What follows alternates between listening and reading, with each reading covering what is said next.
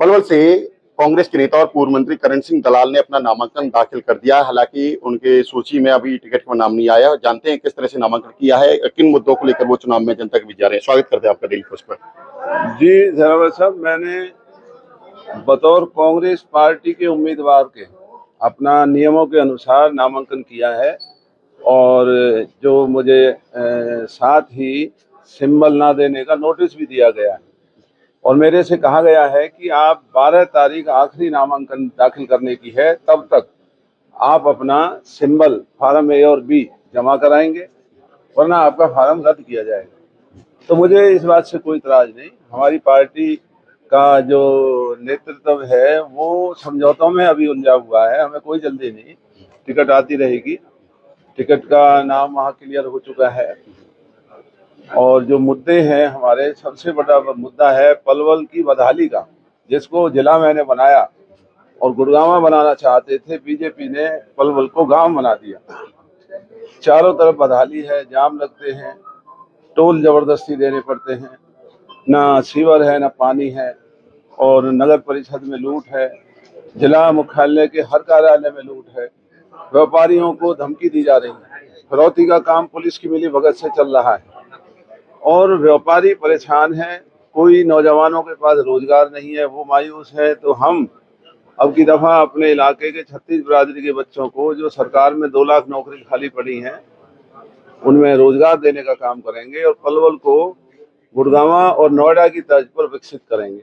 भाजपा ने अपना पहले ही प्रत्याशी घोषित कर दिया, गौरव गौतम। अब इनेलो बसपा से पवन भड़ाना चुनाव लड़ रहे हैं, 3 बार पार्षद हुए हैं लगातार। तो मुकाबला आप किस तरह से देखते हो? दोनों जो उम्मीदवार हैं वो पहली दफा चुनाव लड़ रहे हैं, तो मेरी उन सबको शुभकामनाएं हैं और पार्टी ने जो उन्हें खड़ा किया है, अब लोगों में उन्होंने जाना है, हमें भी लोगों के बीच में ही रहना है।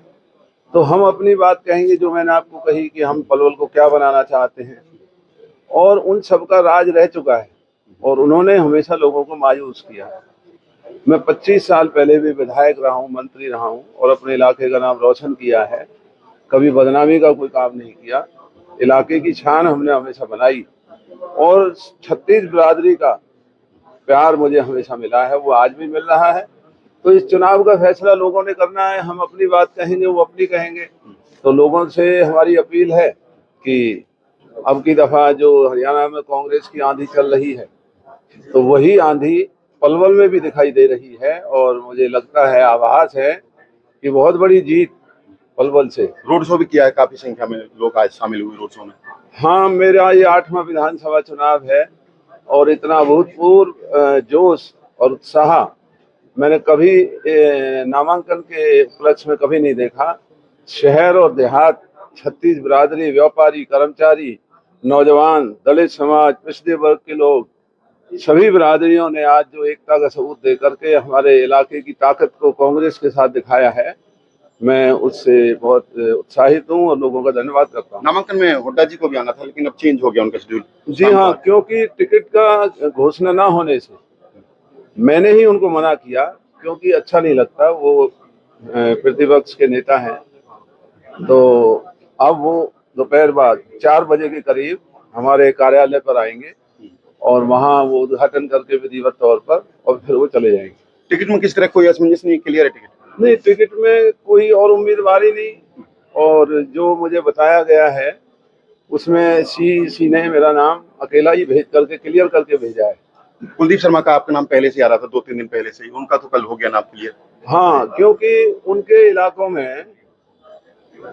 इलाकों में जो सीटें उन्होंने क्लियर की है, वो जातीय संतुलन बना करके 9 सीटों को क्लियर किया है। अब हमारे यहाँ दोनों जिलों में भी वो जातीय संतुलन बना करके ऐसे ही क्लियर आजकल में कर देंगे। तो हमारा नामांकन पार्टी की तरफ से हो गया है, हमें कोई जल्दी नहीं, आता रहेगा। हमसे बात करने के लिए धन्यवाद।